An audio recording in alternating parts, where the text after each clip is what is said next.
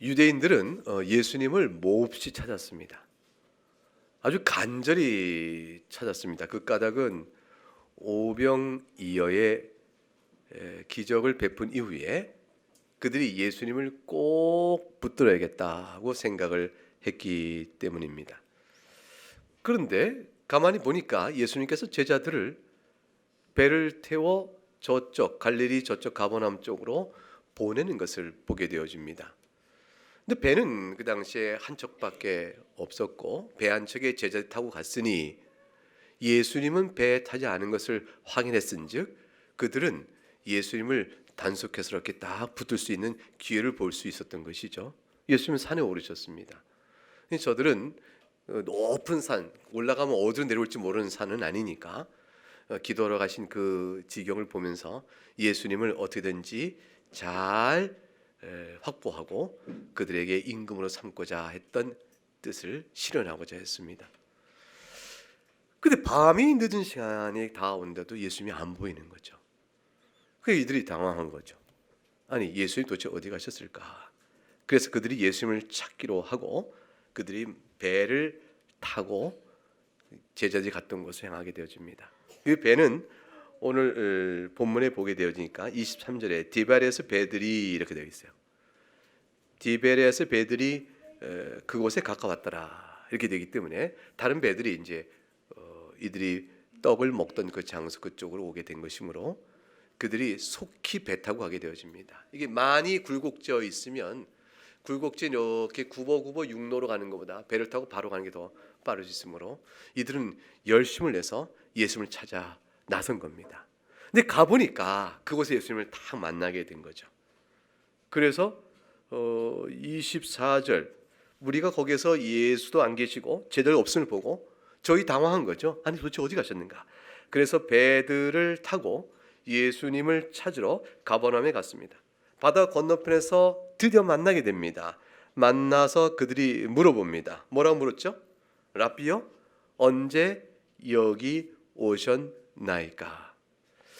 여러분 이제 이렇게 되면 사실관계 질문을 하고 있는 거죠. 언제, 어떻게, 언제 여기 오셨나이까? 그러면 주님께서는 내가 밤새 왔지. 그리고 내가 배도 없었는데 그러면 어떻게 오셨습니까? 묻게 되면 물리로 걸어왔노라. 이렇게 예수님께서 사실관계에 대해서 답을 하시면 될 만한 질문들입니다.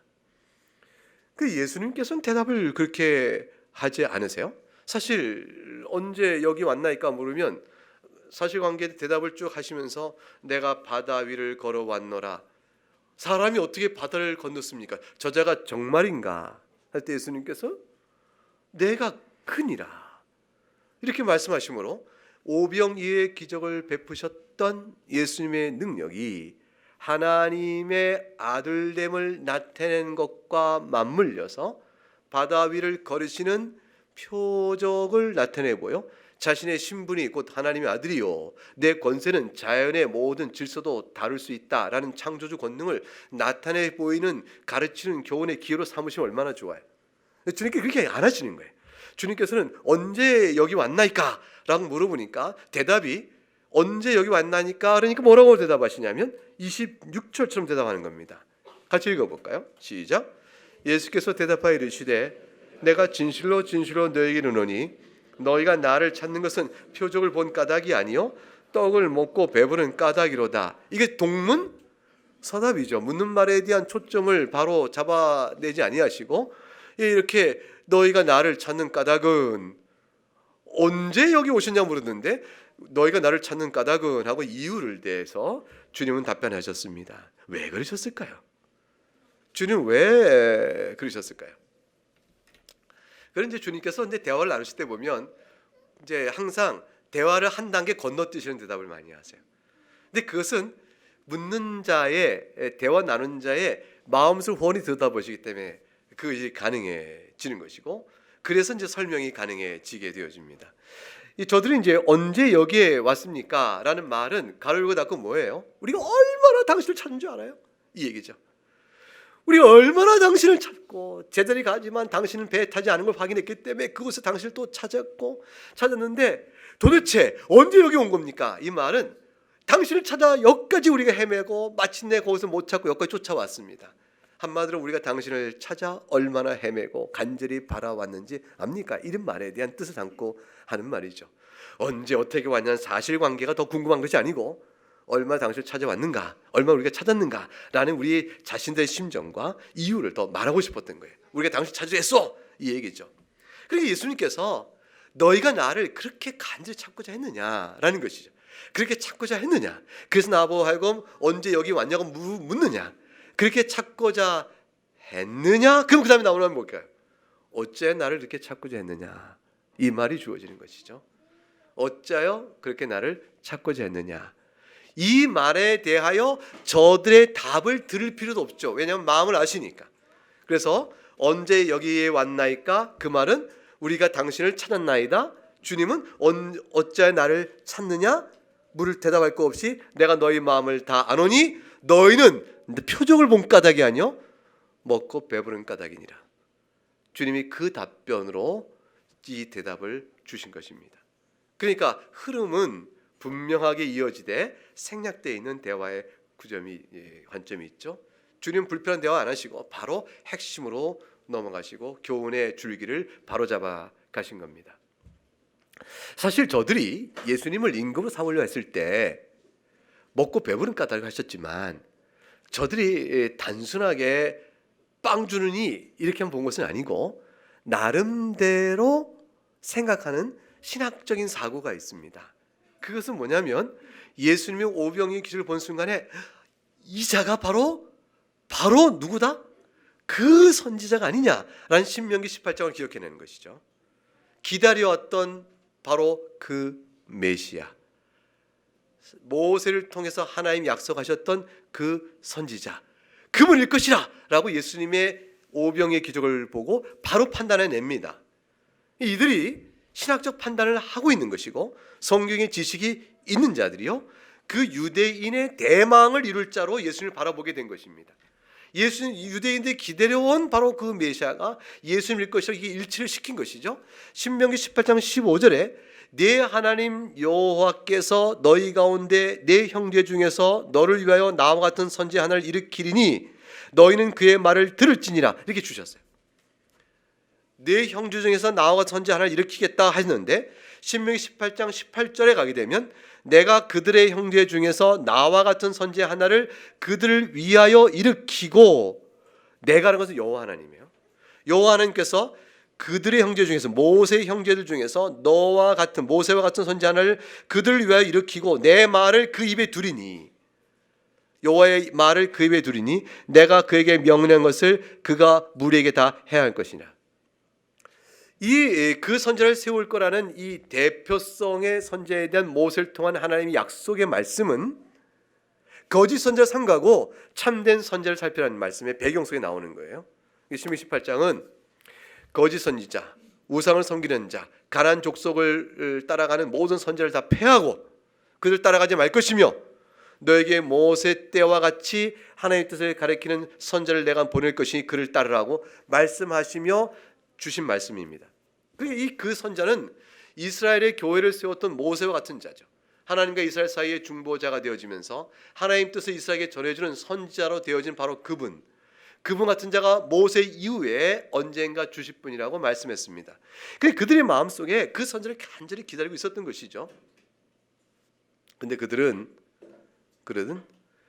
그 선지자일 것이라고 예수 그리스도의 오병이어의 기적을 보고 생각을 떠올렸지만, 그러나 그들은 예수님이 보실 때는 표적을 바르게 아는 자가 결코 아니었습니다. 표적을 바르게 아는 자가 아니었다는 사실은 사도행전 3장에 가게 되면 바로 그 사실을 이해할 수가 있게 되어집니다. 보죠. 사도행전 3장을 가게 되면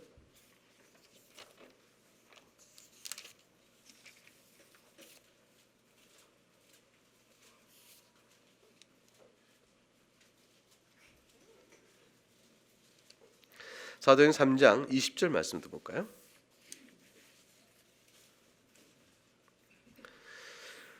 (3장 20절) 말씀. 또 주께서 너희를 위하여 예정하신 그리스도 곧 예수를 보내시리니 예수님에 대해서 베드로가 설교를 합니다. 솔로몬 행각에서 성전 미문에 앉아 있던 구걸하던 자, 나면서부터 안전병 있던 자를 일으켜 세운 이후에 다들 놀래니까 솔로몬 행각에서 모이자 베드로가 설교하는 대목입니다. 너희를 위하여 예정하신 그리스도 예수를 보내리니 주께서 보내시리니 21절 하나님이 영원 전부터 거룩한 선지자들의 입을 통하여 말씀하신 것이요 만물을 회복하실 때까지는 하늘이 마땅히 그를 받아두리라. 지금 승천하셨기 때문에 이렇게 말하는 것이죠. 22절 읽어봅니다. 시작. 모세가 말하되 주 하나님이 너를 위하여 너희 형제 가운데서 나 같은 선지자 하나를 세울 것이니 너희가 무엇이든지 그의 모든 말을 들을 것이라. 23절 읽습니다. 누구든지 그 선지의 말을 듣지 아니한 자는 백성 중에서 멸망받으려 하였고 또한 사무엘부터 이어 말한 모든 선지자도 그 다음에 중요한 말이에요. 뭐라고 그러죠?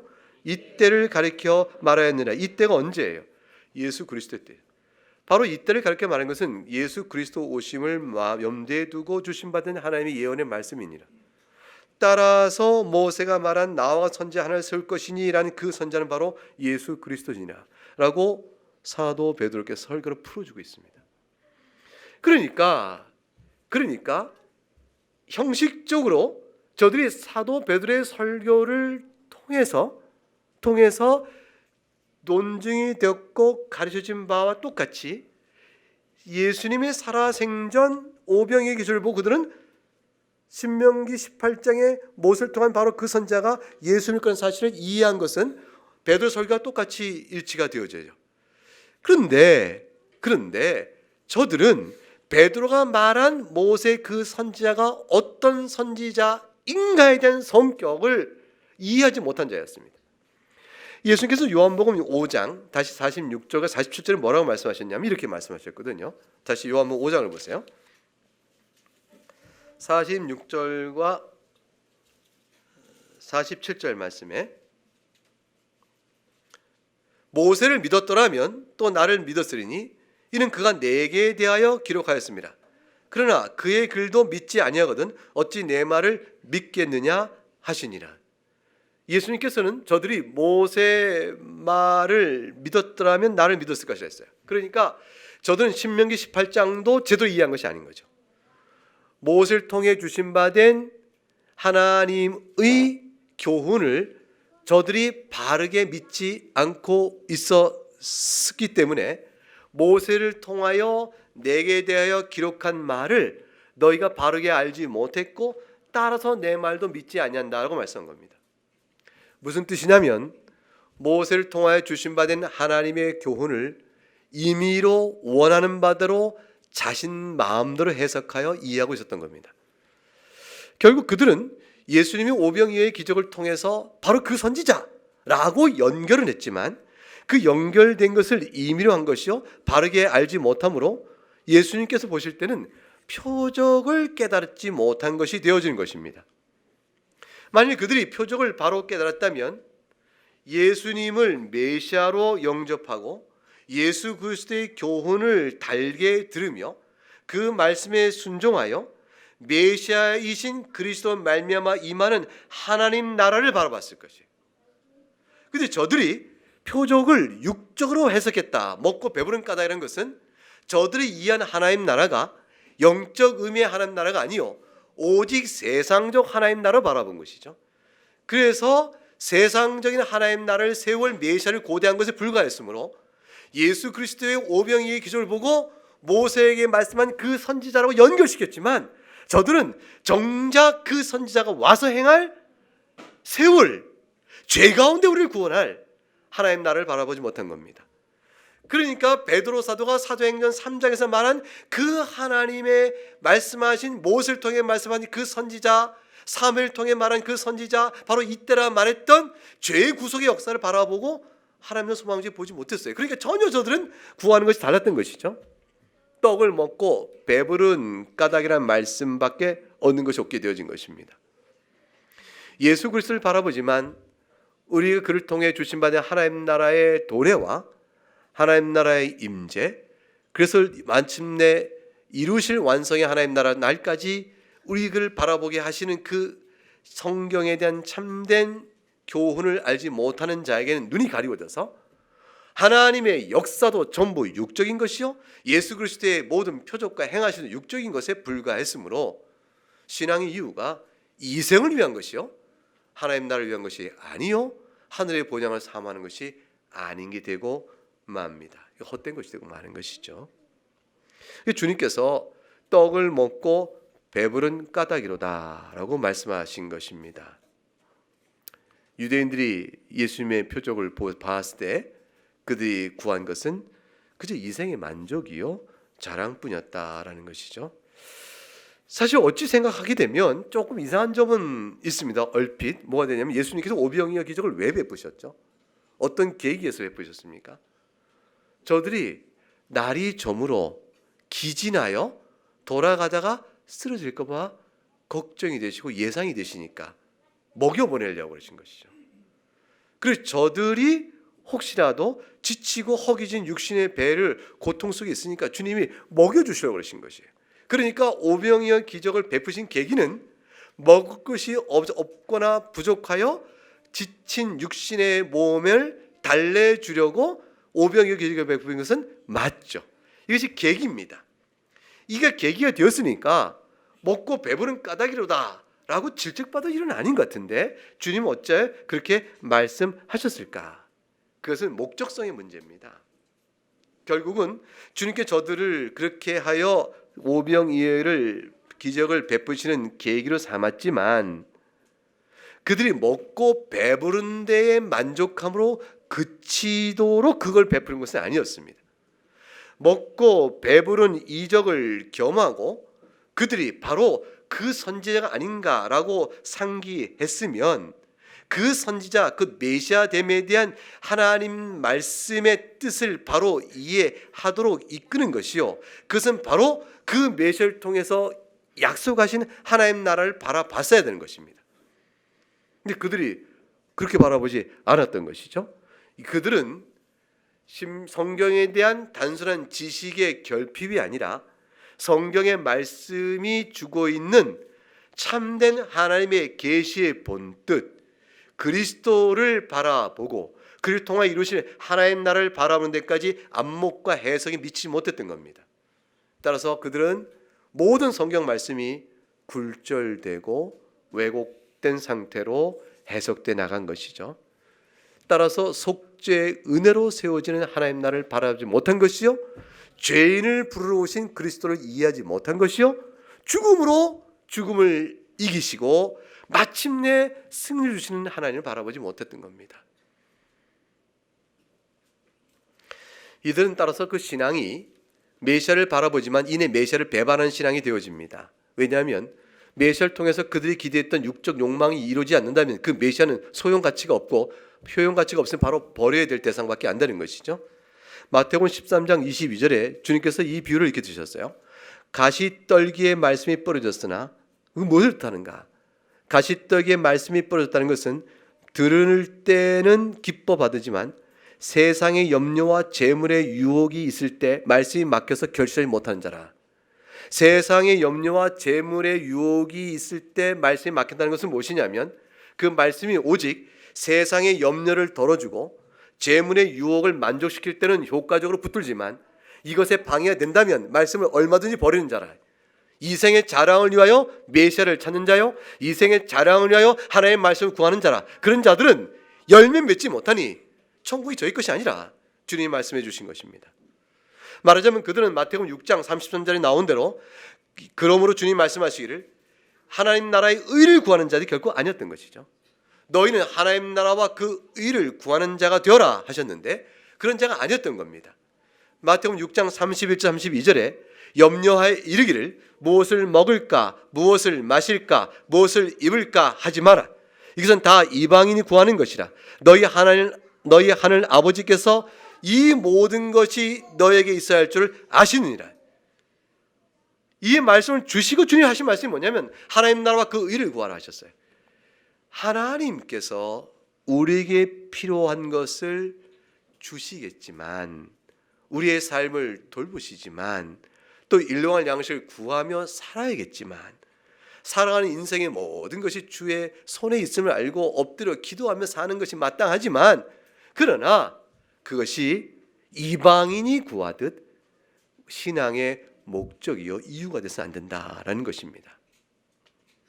결국 주님께서 이건 다 이방인이 구하는 것이라 그렇게 말씀하신 것은 뭐냐면, 만약에 하나님의 이름을 부르더라도 그와 같이 살아간다면 뭐가 되죠?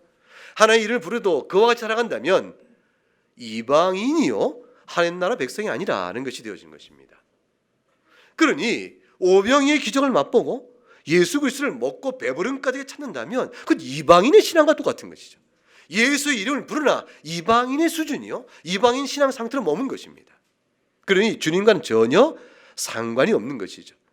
오직 죽음으로 죽음을 이기신 죄값을 치르신 대속의 은혜를 바라보는 메시아 그분을 바라보며 하나님 나라를 바라보는 사람이라야만 예수 이름을 부르는 그 신앙이 의미가 있게 되어지는 것입니다.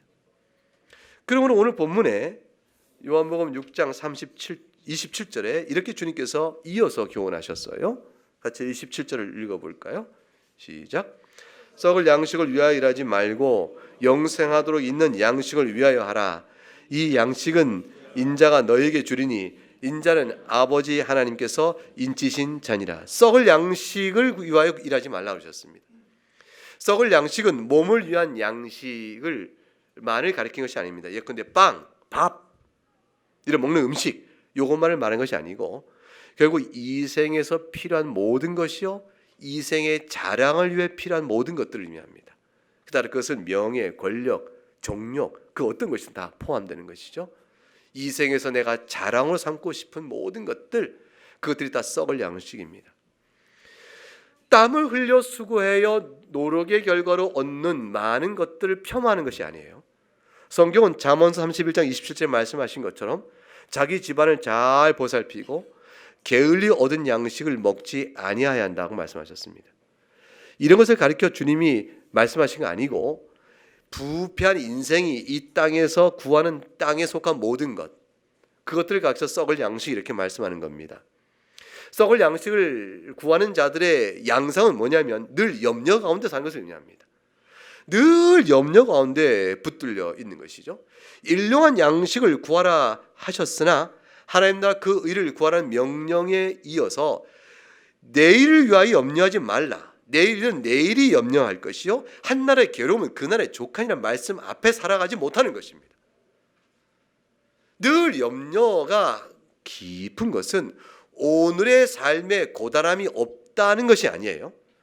오늘의 일은 오늘의 괴로움은 오늘로 족하니 내일을 염려하지 말라라고 말씀하시는 내용 속에는 세상의 일로 인하여 심령의 상함을 주께 보시고 목적과 궁극적인 이유를 어디에 둘 것인가를 염려해 주신 경계하여 주신 말씀이시죠.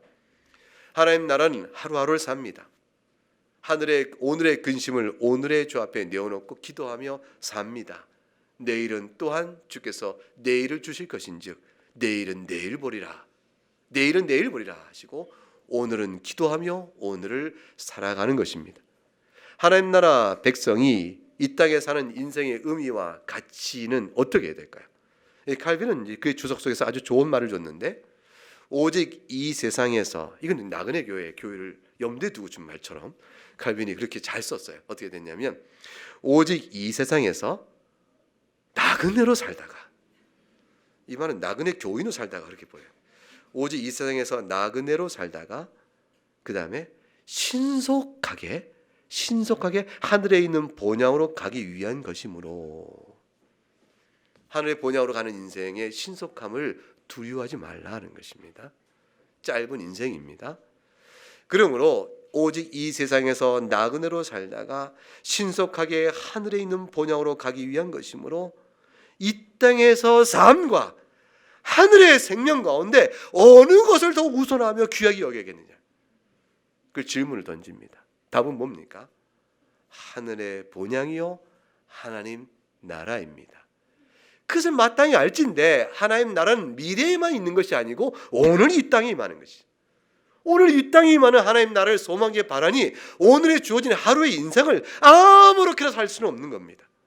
오늘 하루의 인생을 귀하고 감사함으로 기도하며 고단하여도 견뎌내는 것이죠.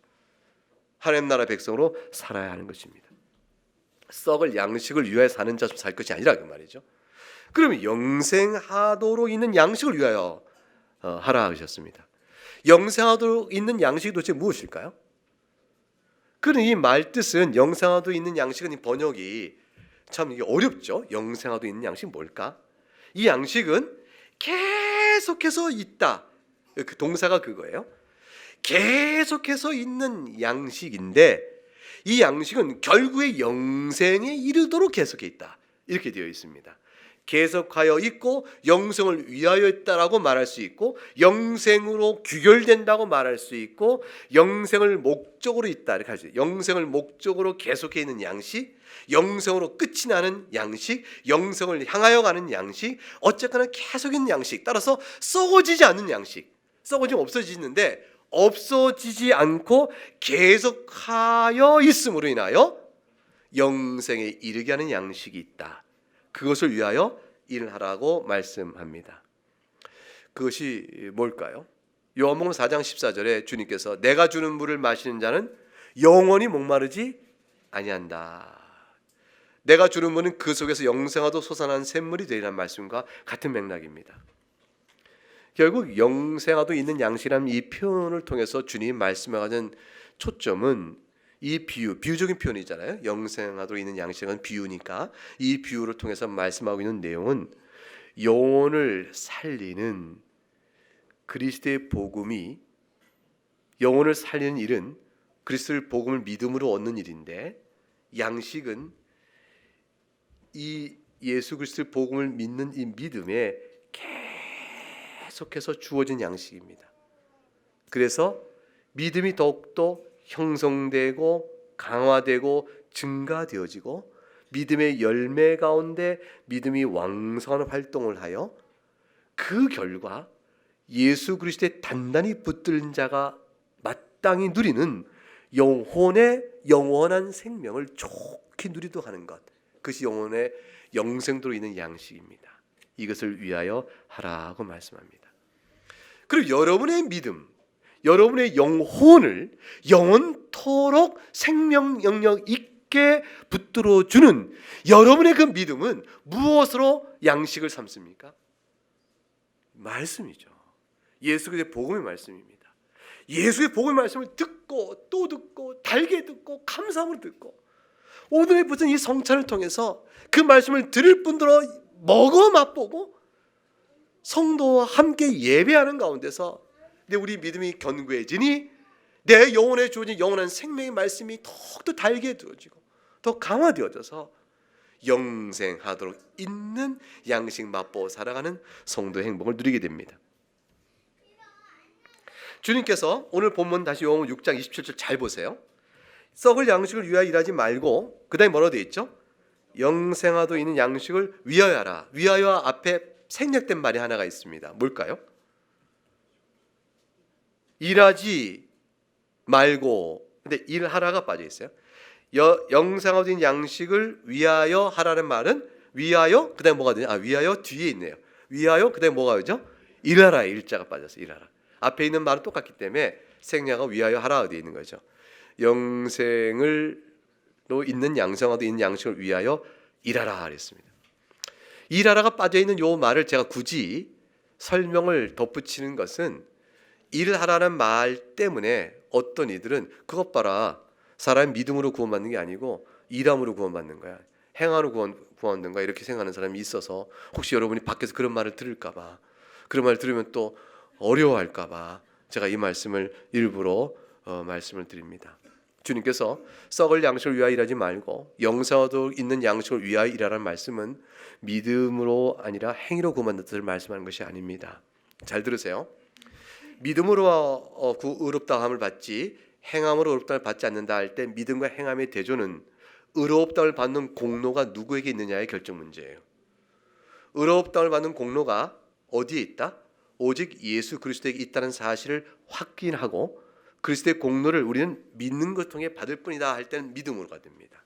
근데 행함으로는 말은 그리스도의 공로 외에 우리가 순종 또는 믿음 그 어떤 것을 통해서도 공로를 쌓는 부분이 있다라고 연결지어내면 그러면 뭐가 됩니까? 행함이 되어집니다. 종교 개혁자들은 그렇지 않다고 분명히 선언한 겁니다.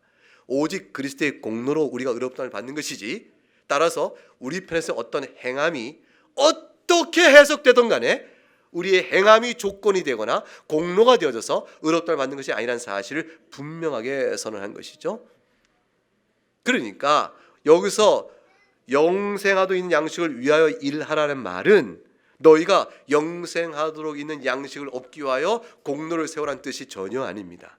그걸 누군가 이렇게 해석한다면 그것은 성경을 왜곡한 것입니다.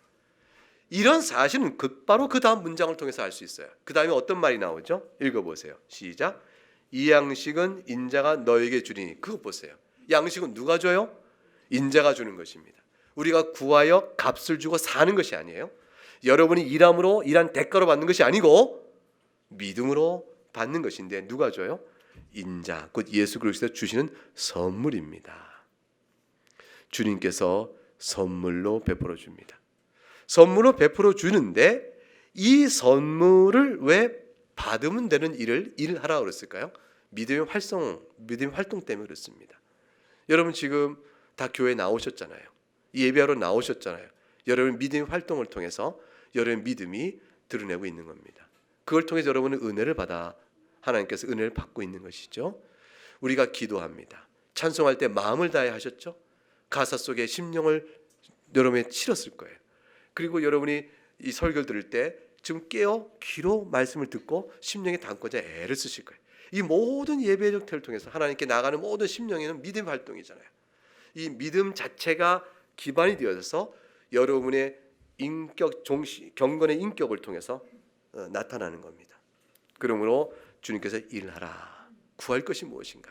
그것을 말씀한 것이라 볼 수가 있는 겁니다. 영생하도 있는 양식을 위하여 일하는 말씀이 믿음으로 구원을 받는다는 말씀과 어긋나는 것이 아니요, 또한 반대로 나태하고 게으른 생활을 하는 것을 또 합리하는 것도 아닙니다. 그러므로 이 말씀을 잘 이해해야 합니다. 예수님께서 우리에게 영원한 영생하도 있는 양식을 주신다는 말씀을 우리가 좀 믿어도 될까요? 주님께서 그 다음 말을 통해서 이 주리니라는 이 말씀 속에 담겨 있는 사실을 확증합니다. 뭐라고 되어 있죠? 읽어봅니다. 시작. 인자는 아버지 하나님께서 인치신 자니라. 인치했다는 말은 도장 찍었다는 뜻이잖아요. 그러니까 어떤 우리가 계약서에서 도장을 꽉 찍으면 보증이 되어집니다. 예수님은 하나님 아버지께서 도장을 찍어서 보증한 자입니다. 이 말은 뭐냐면 예수님이 행하신 사역은 하나님의 사역이니 하나님의 사역이 취소 변개가 없듯이 예수님을 통하여 이루어진 모든 구원 사역은 취소 변경함이 없다라는 것입니다. 그러므로 영생하도록 있는 이 양식을 그리스도에게서 받을 때 이 여러분이 주어진 영원한 생명을 위한 영혼의 양식은 결코 여러분을 실망시키지 않습니다. 여러분의 영혼을 예수 그리스도께 맡기는 겁니다. 여러분의 영혼을 예수 그리스도를 믿음으로 예수 그리스도 앞에 의탁하는 자에게 반드시 영생이 주어집니다. 결론 몇 마디만 정리하면 이렇습니다. 오늘 주님은 사실 유대인들에게 생명이 너희가 먹고 배부른 까닭으로 나를 찾는 것을 위한 바로 그 생명만이 아니니라. 사람에게 있는 생명은 먹고 배부른 까닭으로 주어지는 그 생명만이 아니요, 실제 참된 생명은 그거 말고 다른 것에 있다고 말씀합니다. 먹고 배부른 육신의 생명은 잠깐 있다 가는 것뿐이지만 사실 이런 생명은 동물들도 누리는 것이라. 그와 같은 생명으로 우리의 생명을 주고자 주께서 오신 것이 아닙니다. 오직 우리에게는 하나님 형상으로 지음받은 자요, 궁극적인 우리에게 누린 생명은 하나님과 관계 안에서 누려지는 생명이 있습니다. 하나님과 관계에 누려지는 생명, 바로 그것을 가리켜서 영적 생명이라 이렇게 말합니다. 죄 가운데서 영원히 멸망자인 우리를 다시 살리심으로 주시는 생명, 하나님께서 영원토록 주의 자녀로 삼으시고 주의 나라 백성에서 살게 하시는 그 생명, 그 생명을 예수님께서 주시는 것입니다. 그것을 위해서 성부 하나님께서 성자 하나님과 언약을 맺으시고 성자 하나님이 사람이 되셔 이 땅에 오신 것입니다. 오늘 우리는 성찬을 통해서 그 생명의 상징을 봅니다. 빵과 포도즙을 통해서 주의 죽으심을 기억하고 이를 통해서 임하시는 주의 은혜를 맛보아함으로 주님을 께서 주시는 영생을 좋게 누리는 자가 되어지게 됩니다. 여러분을 이 복된 성찬에 초대합니다. 기도하겠습니다.